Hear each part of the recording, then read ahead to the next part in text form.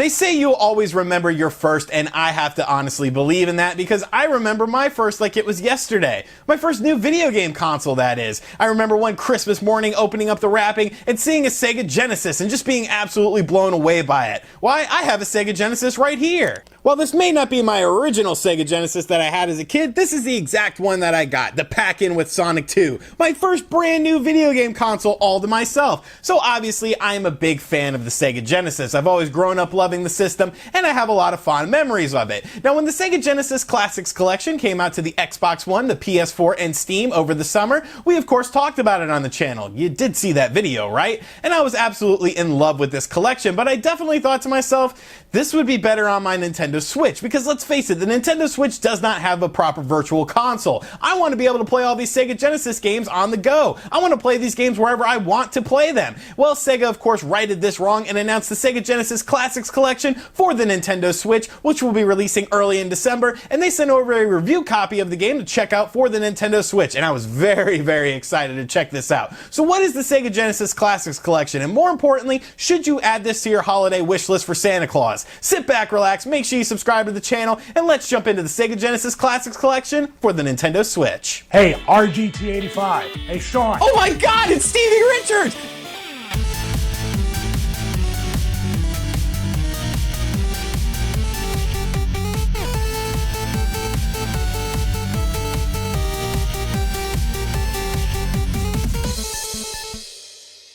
Now let's be honest here folks, I'm going to be a slight bit biased towards this game because I am such a huge Genesis fan, and having something like this is just absolutely incredible. I love these compilations that have been coming out to the Nintendo Switch, things like the Street Fighter 30th Anniversary compilation, the SNK compilation. It sucks that Nintendo won't give us a proper virtual console, but I think things like the Sega Genesis Classics Collection really right that wrong and make it so that maybe it's not that big of a deal. So the Sega Genesis Classics Collection is a compilation of over 50 Sega Genesis games now available on your Nintendo Switch. Now, like I said earlier, we did talk about the PS4 and the Xbox One version of the game when those games came out, but I did more of a Let's Play sort of live review of that game because I honestly hadn't spent enough time with it to do a full-on review. Now, this version of the game I actually got before I went out of town for Thanksgiving, so I really played this a lot over Thanksgiving break, especially in handheld mode, because I feel like that's where the Nintendo Switch is the strongest in being able to do these things anywhere you go on the go. So the Sega Genesis Classics Collection is a compilation, like I said, of over 50 Sega Genesis games. And there's some big titles in here, games that you're going to recognize and games that you're going to want to play. Of course, some of the bigger games are games like Sonic the Hedgehog, Sonic the Hedgehog 2, Streets of Rage, Vector Man 2. But there's also a lot of games that maybe you forgot about. Games like Landstalker, which is a sort of a Legend of Zelda style game that pretty much not a lot of people remember. It's one of those sort of lost Sega franchises. There was Landstalker and Time Stalker, and then we never got anything else in the Stalker series. If you're a fan of RPGs, this thing absolutely packs a punch. You're getting games like Phantasy Star 4. You're getting games like Shining Force, Shining in the Darkness. There are tons of RPGs on this compilation, and it's absolutely incredible just how much value you're getting in this, as it is only a $30 compilation, whether you get it physically or digitally.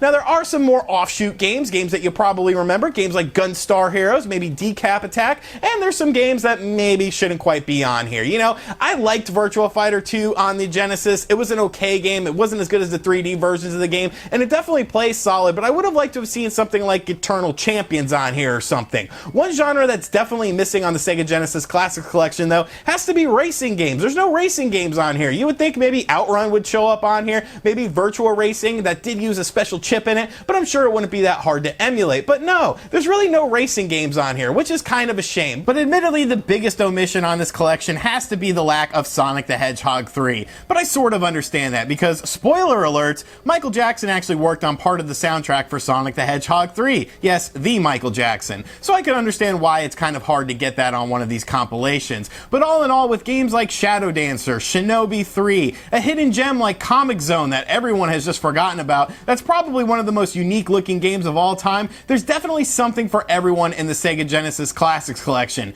Maybe a little too many games of Columns and Dr. Robotnik's Mean Bean Machine, but if you like puzzle games, those are there for you too. Now, of course, one of the more important things in this are the features in the Sega Genesis Classics Collection. And thankfully, unlike the PlayStation Classics, Sega did not skimp on different features in this game. So you can have different borders around your screen. You can stretch the screen if you choose to, or keep the 4:3 aspect ratio. You can also do different filters and scan lines to give it sort of a more retro look. You can actually play these games sort of on like a CRT TV within the game. Of course, all of the games also have different save states. You can have up to 4 save states per game, and there's even a quick save feature. If you hold down the analog stick, the right analog stick, it'll do a quick save for you. So that's pretty cool as well. I really like things like that. There's a lot of convenience. Obviously, with some of these games, the bigger RPGs, you're going to need things like save states and things like that. So it's definitely a worthwhile addition to the game. So the features are really good, honestly. I like all the little extras in the game as well. There's also challenges you can do in the game that are pretty fun as well. They basically throw you into a certain situation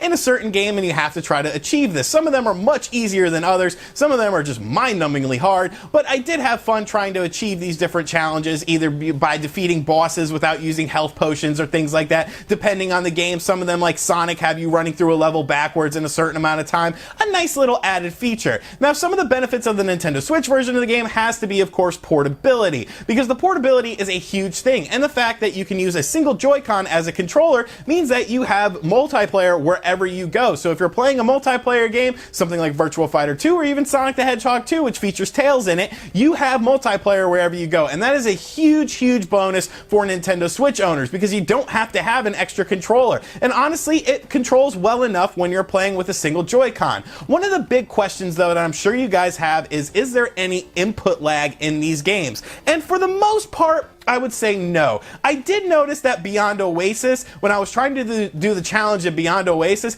it definitely felt like there was some input lag. Now, admittedly, I am not a huge fan of Beyond Oasis. Before playing this Sega Genesis Classics Collection, I have never played Beyond Oasis, so I'm not super familiar with the game and how the controls are. I wish I owned a copy so I could sort of check it out to compare it side by side with an actual copy running on actual hardware versus this via an emulator, but I was not unable to do that. So I wasn't able to see that, but I definitely felt like Beyond Oasis had some input lag in it. Now, that could just be by design, like I said. I'm not 100% sure, but most of the games I had no issues with. Occasionally in Sonic the Hedgehog 2, I would feel like I would jump and the game maybe not register it or something like that, so it was kind of a bit annoying, but it didn't happen all that often, and it didn't happen that much for me to get super mad about it or anything, or say, you know, this isn't a worthwhile addition to the Nintendo Switch, so it's not something I was super concerned about. All in all, though, this is a very robust collection of games. You're getting games that you're familiar with and games that maybe you're not familiar with. It would have been nice to have seen some more fighting games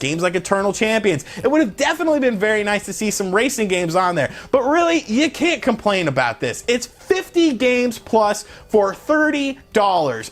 50 Sega Genesis games that you can play on the go with friends via a Joy-Con, and there's even online multiplayer. Unfortunately, since I got an early review copy of the game, I was not able to check out the online multiplayer, but I'm definitely looking forward to playing something like Streets of Rage or 2-player games online with other people just to check it out, and maybe I'll stomp some people in Virtua Fighter 2, because although I might not be a big fan of the game, I'm still really good at it because I'm really good at Virtua Fighter 2. But yeah, the Sega Genesis Classics Collection, honestly, if you're a retro gaming fan, it's a no-brainer. Even if you're not a retro gaming fan, there's going to be a game on here that's going to resonate with you. If you're an RPG fan, you got to pick this up. There's so many top-notch RPGs, whether they're strategy RPGs, action RPGs, or just traditional JRPGs, that you're going to have an absolute blast. It's so much fun to play these games again. The games look absolutely fantastic on the television, or if you're playing it in handheld mode, and all of the different filters and borders and things like that translate into handheld mode as well, so you're really getting a top-notch experience with this game. I absolutely love it. I love this game so much that even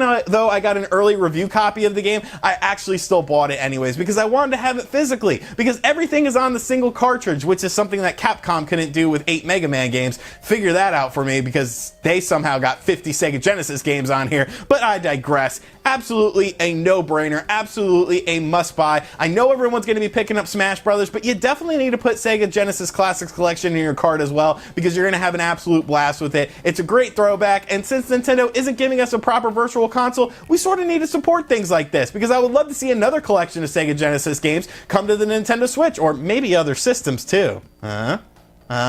But those those are my thoughts on the Sega Genesis Classics Collection. Let me know in the comments section down below if you plan on picking this up for the Nintendo Switch. I already have it on the Xbox One, I now have it on the Nintendo Switch, and now I have a physical version coming in. I can never get enough of the Sega Genesis Classics Collection. And as always, thank you guys for checking out this video. If you're new to the channel, make sure you subscribe and turn on notifications. And as always, I will catch you guys on the next video. I'm gonna go play some more Phantasy Star 4 because that game's really, really damn good. Later. RGT 85. RGT 85.